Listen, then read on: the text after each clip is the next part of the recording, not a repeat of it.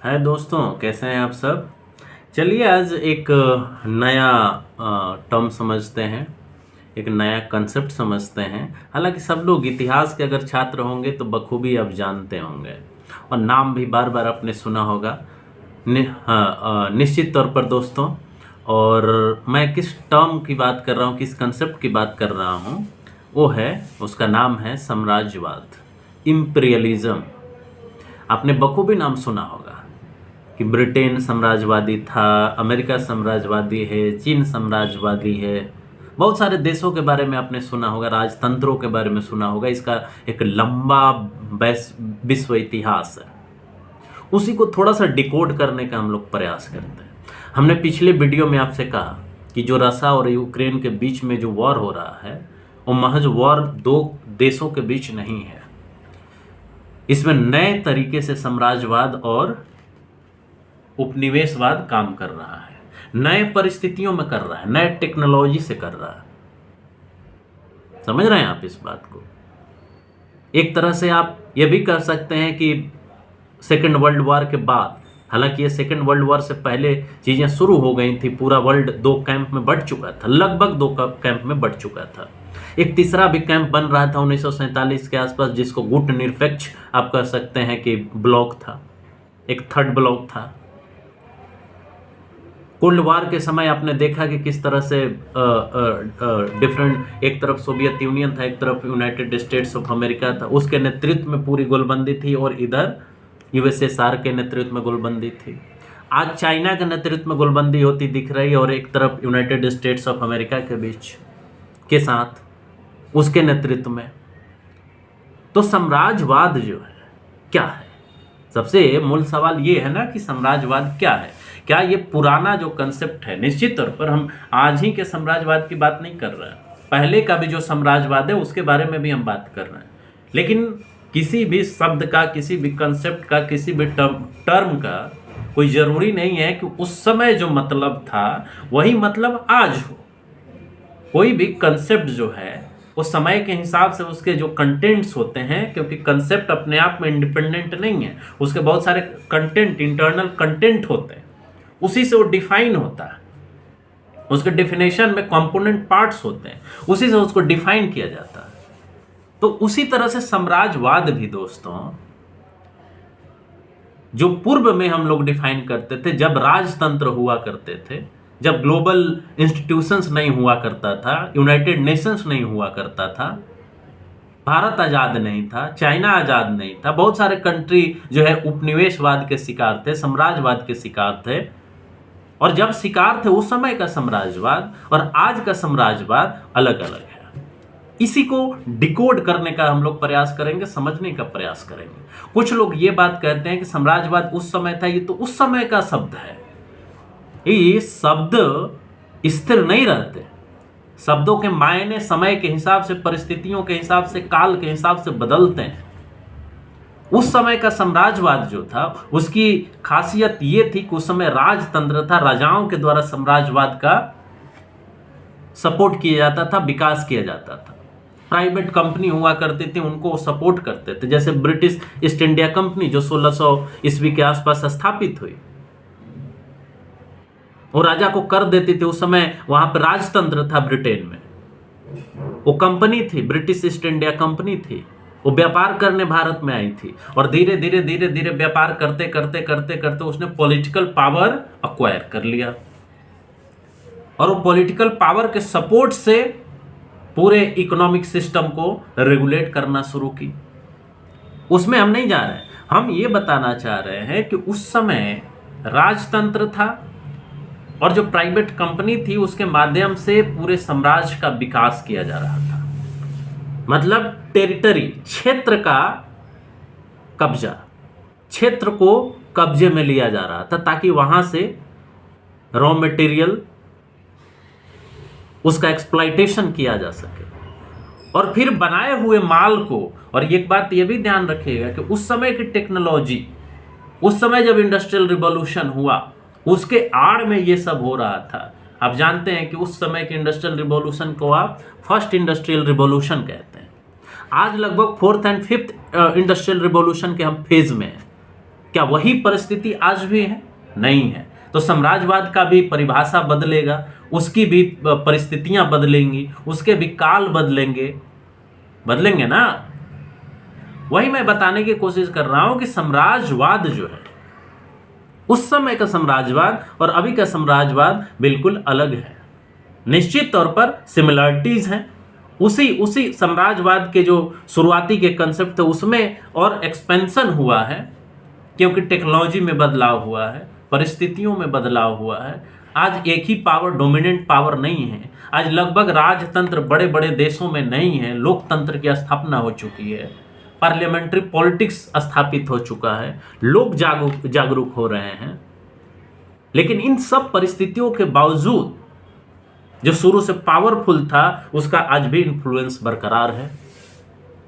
वही आज international level पर जो पॉलिटिक्स है उसको डोमिनेट कर रहा है, वही फैसले ले रहा है। यह भी सच्चाई है।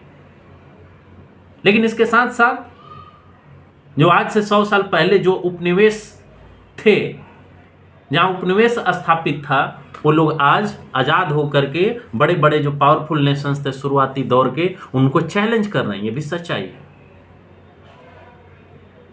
तो साम्राज्यवाद जो कंसेप्ट है उसका कंटेंट बदल रहा है। आज साम्राज्यवाद नए तरीके से काम कर रहा है। तो सबसे पहले हमें यह समझना होगा कि साम्राज्यवाद की डेफिनेशन क्या हो सकती है। तो अगर सिंपल तरीके से इसको समझने का प्रयास करें तो इंपीरियलिज्म का मतलब होता है साम्राज्यवाद। तो साम्राज्यवाद जब हम कहते हैं तो इससे एक एम्पायर की बात आती है, साम्राज्य की बात आती है। मतलब किसी कंट्री का, किसी देश का कितना अधिक प्रभाव है, डोमिनेंस है। वो डोमिनेंस क्षेत्रीय भी हो सकता है। तो मैंने क्या कहा, शुरुआती दौर में क्षेत्र के आधार पर तय होता था कि कौन कितना पावरफुल है, किसका कितना एम्पायर है, किस देश के पास कितना टेरिटोरी है, क्षेत्र है, कितने जगहों पर उसका कंट्रोल है, कहां कहां उसने उपनिवेश बना रखा है, कहां कहां के जगहों पर उसने कंट्रोल कर रखा है। और इन सबके पीछे कारण ये था कंट्रोल करने का, ताकि वहां के नेचुरल रिसोर्सेज का एक्सट्रैक्शन किया जा सके, एक्सप्लॉयटेशन किया जा सके और फिर माल बना करके वहां पर बेचा जा सके। क्योंकि ये पीरियड क्या था, इंडस्ट्रियल रिवॉल्यूशन का पीरियड था। धीरे धीरे पुनर्जागरण के बाद इंडस्ट्रियल रिवॉल्यूशन हो रहा था, इंडस्ट्री लग रहे थे। अब उन्हें मार्केट की भी जरूरत थी और साथ ही साथ रॉ मटेरियल्स की भी। और इसमें पॉलिटिकल पावर ने बहुत बड़ा सपोर्ट किया कि हम ज़्यादा से ज़्यादा टेरिटोरी एक्वायर करें। तो ध्यान दीजिए कि शुरुआती दौर का जो साम्राज्यवाद था उसमें टेरिटोरी पर कब्जा करना मूल था। राजतंत्र थे, लोकतंत्र बहुत कम था। प्राइवेट कंपनीज थे, उनको राजाओं ने सपोर्ट किया, युद्ध को सपोर्ट किया। युद्ध के पीछे का कारण यही था कि हम ज़्यादा से ज़्यादा अपना एरिया ऑफ इन्फ्लुएंस बढ़ाएं, संसाधनों पर कब्जा करें। ये वॉर के माध्यम से हो रहा था, टेरिटोरी पर कब्जा करके हो रहा था, युद्ध में हरा करके किया जाता था। लेकिन बाद के समय में सेकेंड वर्ल्ड वॉर जब हुआ इंटरनेशनल ऑर्गेनाइजेशंस बने, जैसे यूएनओ बना, यूनाइटेड नेशंस ऑर्गेनाइजेशन जब बना, तो धीरे धीरे वॉर से हम लोग बाहर आते हैं। अब इकोनॉमी पर ज़्यादा जोर होने लगा, टेक्नोलॉजी पर ज़्यादा जोर होने लगा। आज भी यही की इंटेंशन था कि हमें सबसे ज़्यादा रिसोर्सेज कहाँ से मिलेंगे, रिसोर्सेज का एक्सप्लॉयटेशन कहाँ से हम कर सकते हैं, मार्केट को एक्सपेंड कैसे कर सकते हैं। यही मूल अभी भी इंटेंशन थी, यही वो था। लेकिन इसका तरीका बदल रहा था। अब तरीका, आप जानते हैं कि यूरोप में सेकेंड वर्ल्ड वॉर के बाद यूरोप पूरी तरह से जर्जर हो चुका था। उसको सपोर्ट करने के लिए अमेरिका ने बहुत सारे ग्रांट्स दिए, पोस्ट वॉर रिकंस्ट्रक्शन कहते हैं उसको, फिर से यूरोप को बनाने का बहुत बड़ा फंडिंग उसने किया। फंडिंग करने के पीछे क्या वजह थी, अपना इकोनॉमिक इन्फ्लुएंस बढ़ाना, अपना एरिया ऑफ इन्फ्लुएंस बढ़ाना, उनके ऊपर एक तरह से मोरल और इकोनॉमिक कंट्रोल करना। अब चीजें जो है वॉर से नहीं तय हो रही थी, इकोनॉमिक, या आप कहें कि इकोनॉमिक ग्रांट इन एड से तय हो रही थी। हम जो पैसा आपको लोन देगा, जो डेट देगा, जो आपको इकोनॉमिकली सपोर्ट करेगा, उसका इन्फ्लुएंस आपके कंट्री में बढ़ेगा। ये वॉर से नहीं हो रहा था, शांतिपूर्ण तरीके से इकोनॉमिक हेल्प के नाम पर हो रहा था। समझ रहे हैं बातों को? तो ये समझने की जरूरत है कि अब साम्राज्य ऐसे नहीं बन रहे थे, युद्ध के द्वारा क्षेत्र को अक्वायर करके, अटैक करके नहीं बन रहे थे। अब धीरे धीरे धीरे धीरे इंपीरियलिज्म, जो पहला इंपीरियलिज्म का फॉर्म हुआ करता था, वो बदल रहा था। कॉलोनियलिज्म जो है धीरे धीरे बहुत सारे कंट्री से खत्म हो रहा था सेकेंड वर्ल्ड वॉर के बाद। तो अब इंपीरियलिज्म को नए तरीके से डिफाइन करने की जरूरत थी। तो कहने का मतलब है दोस्तों कि इंपीरियलिज्म को अगर डिफाइन करने की बात आएगी तो कैसे डिफाइन करेंगे? तो जनरली इसको रेफर किया जाता है कि कुछ देशों या एक देश का दूसरे देशों के ऊपर जो डोमिनेंस होता है, कंट्रोल होता है, इन्फ्लुएंस होता है, वो आर्थिक भी होता है, सांस्कृतिक भी हो सकता है, राजनीतिक भी हो सकता है। ये तीनों चारों चीज़ें, economic influence, cultural influence, political influence, निश्चित तौर पर धन से जुड़ा हुआ है, रिसोर्सेज से जुड़ा हुआ है, मनी से जुड़ा हुआ है। जिसके पास जितना ज़्यादा इकोनॉमिक पावर होगा, जिसके पास जितना टेक्नोलॉजी का स्ट्रेंथ होगा, उसका इन्फ्लुएंस ज़्यादा होगा। तो किसी देश के द्वारा उसके इकोनॉमिक कह सकते हैं पावर के आधार पर, उसके पॉलिटिकल पावर के आधार पर, रिसोर्सेज के आधार पर, कल्चरल रिसोर्सेज के आधार पर, जब दूसरे देशों के ऊपर वो डोमिनेट करता है, अपना इन्फ्लुएंस वो करता है कि आप उसके हिसाब से काम करो, उसके हिसाब से इकोनॉमिक पॉलिसी बनाओ, वो जो कहे वही करो, वो जितना कहे उतना ही करो, उसी को हम लोग साम्राज्यवाद कहते हैं। जो ये कर रहा है उसके पर्सपेक्टिव से वो अपना साम्राज्य बढ़ा रहा है, अपना एरिया ऑफ इन्फ्लुएंस बढ़ा रहा है, आपको रेगुलेट कर रहा है, आपको कंट्रोल कर रहा है, वो अपना एम्पायर बना रहा है। तरीका अलग हो सकता है, तरीका अलग हो सकता है। पहले क्या होता था? पहले युद्ध के द्वारा होता था, पहले आपके टेरिटोरी पर पॉलिटिकल कंट्रोल करके होता था, जिसको आप कॉलोनियलिज्म कहते हैं, उपनिवेशवाद कहते हैं। लेकिन अब इकोनॉमिक हेल्प के नाम पर हो रहा है, इकोनॉमिक ग्रोथ के नाम पर हो रहा है कि आपके यहाँ विकास कैसे होगा हम बताएंगे, आप डेवलप कैसे करेंगे ये हम बताएंगे, किस तरह का इंस्टीट्यूशन आपको लागू एस्टेब्लिश करना चाहिए वो हम बताएंगे, हम सलाह देंगे, आपका बैंक कैसे काम करेगा हम सलाह देंगे, पॉवर्टी कैसे घटेगा ये हम सलाह देंगे, क्लाइमेट से कैसे लड़ेंगे ये हम सलाह देंगे, और उसके एवज में आप अपना मार्केट हमारे लिए खोल दीजिए।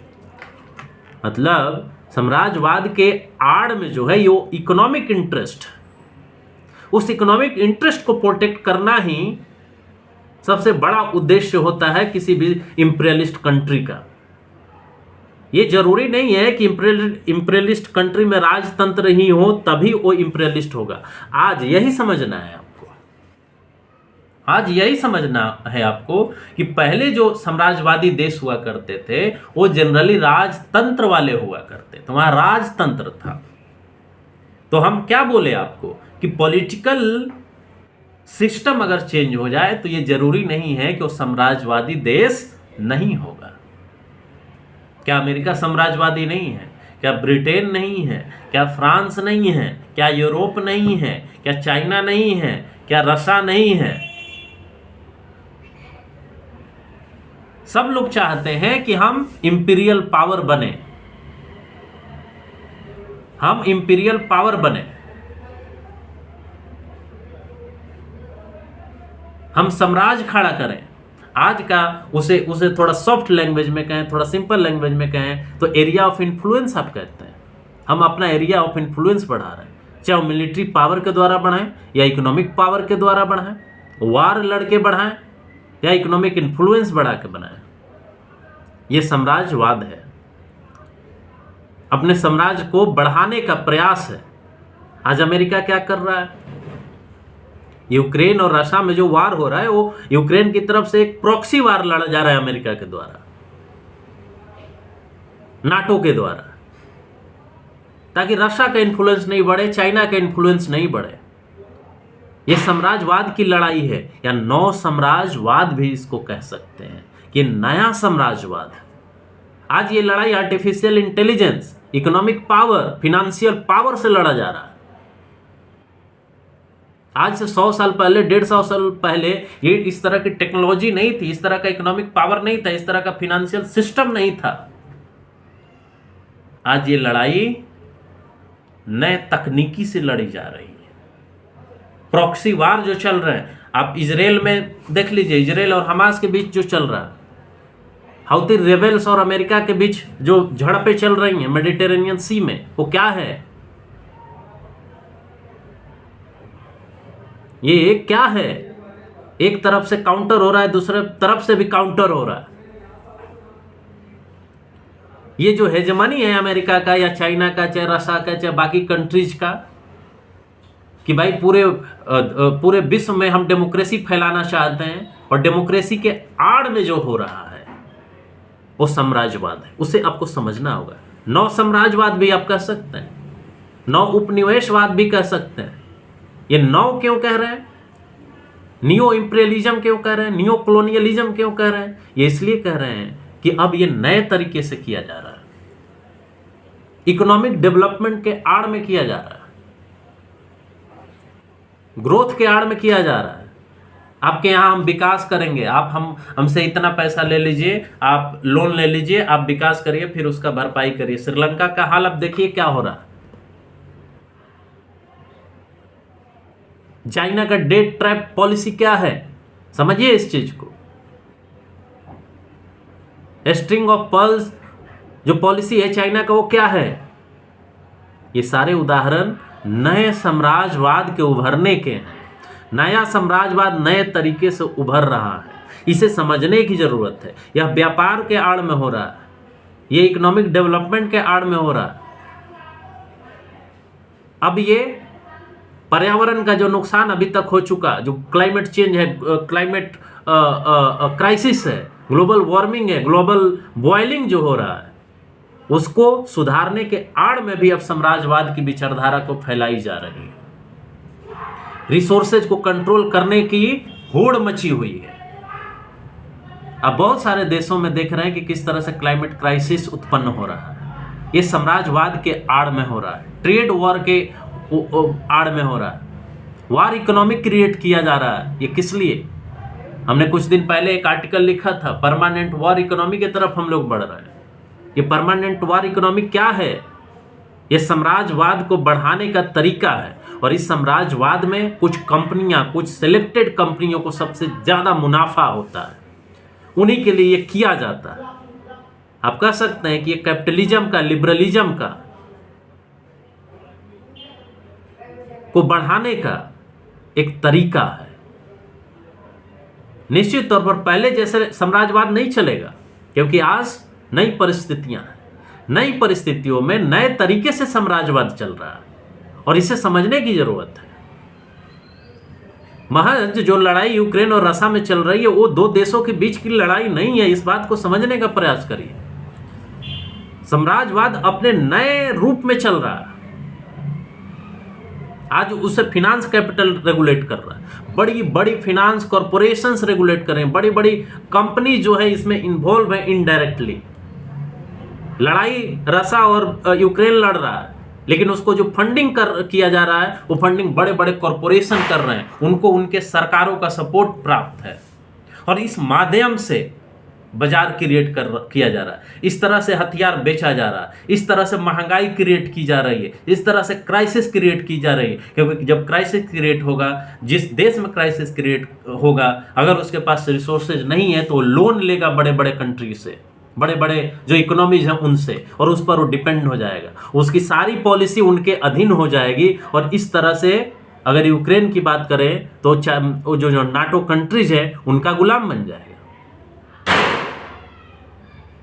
ये साम्राज्यवाद नहीं है तो क्या है? जो इजराइल और हमास के बीच जो हो रहा है वो क्या है? वो भी साम्राज्यवाद का एक नंगा दृश्य है। आप देखिए उसको और समझिए। ये नौ साम्राज्यवाद है।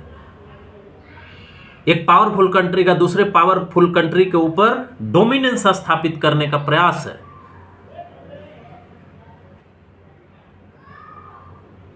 इसे समझना होगा।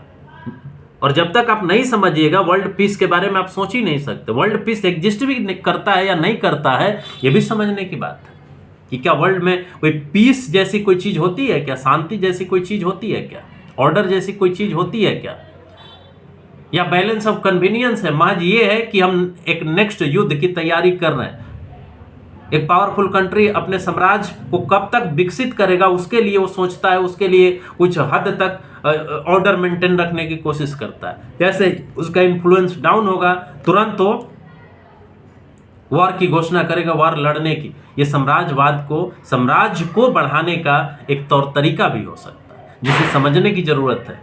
आज हम किस परिस्थिति में वैश्विक स्तर पर रह रहे हैं, इसे समझने की जरूरत है। और क्या उसमें साम्राज्यवाद आपको दिख रहा है या नहीं दिख रहा है, इसको एनालाइज करने, इसका विश्लेषण आपको करना चाहिए और करने की जरूरत है। तो इसी के साथ दोस्तों हमें इजाजत दीजिए। उम्मीद करते हैं कि साम्राज्यवाद को आज नए परिस्थितियों में समझने का प्रयास करेंगे। साम्राज्यवाद क्या होता है ये हमने बताया कि एक कंट्री या एक ग्रुप ऑफ कंट्रीज के द्वारा जो पावरफुल है, जिनके पास सारे रिसोर्सेज हैं, वो इकोनॉमिक हो सकते हैं, पॉलिटिकल हो सकता है, कल्चरल हो सकता है, उसके द्वारा वो दूसरे कंट्री के ऊपर जो डोमिनेंस स्थापित करता है, अपना एरिया ऑफ इन्फ्लुएंस बढ़ाता है, अपना डोमिनेंस बढ़ाता है, वहाँ के जो कमजोर कंट्री है उस कंट्री के रिसोर्सेज को लूटने का प्रयास करता है, एक्सप्लॉइट करने का प्रयास करता है और अपनी विचारधारा, अपनी हेजमनी स्थापित करने का बात करता है, वही साम्राज्यवाद है। साम्राज्य बनाने की प्रक्रिया, एरिया ऑफ इन्फ्लुएंस बढ़ाने की प्रक्रिया, लेकिन ये परिस्थितियों पर निर्भर करता है कि किस परिस्थिति में ये किया जा रहा है। तो साम्राज्यवाद की परिभाषा भी, साम्राज्यवाद को समझने का प्रयास भी उन्हीं परिस्थितियों में ही आप कर सकते हैं। ये नहीं कि पहले जो साम्राज्यवाद था वही आज है, नहीं, आज बिल्कुल अलग साम्राज्यवाद है। आज के 10 साल 20 साल 50 साल बाद अलग साम्राज्यवाद होगा और उसकी परिभाषा भी आपको अलग से फिर से एनालाइज करनी होगी, उसका विश्लेषण करना होगा। तो इसी के साथ हमें इस बात की हमें इजाज़त दीजिए कि हम अपनी बात को समाप्त करें। उम्मीद करेंगे कि आप इस वीडियो को देखेंगे, लाइक करेंगे, कमेंट करेंगे, लोगों को शेयर करें। नॉलेज डिसेमिनेशन का एक प्रयास है, उसमें आप भी सहायता करें, आप भी उसमें साथ दें। इसी के साथ अपनी बात मैं समाप्त करता हूं। नमस्कार, धन्यवाद, जय हिंद, जय भारत।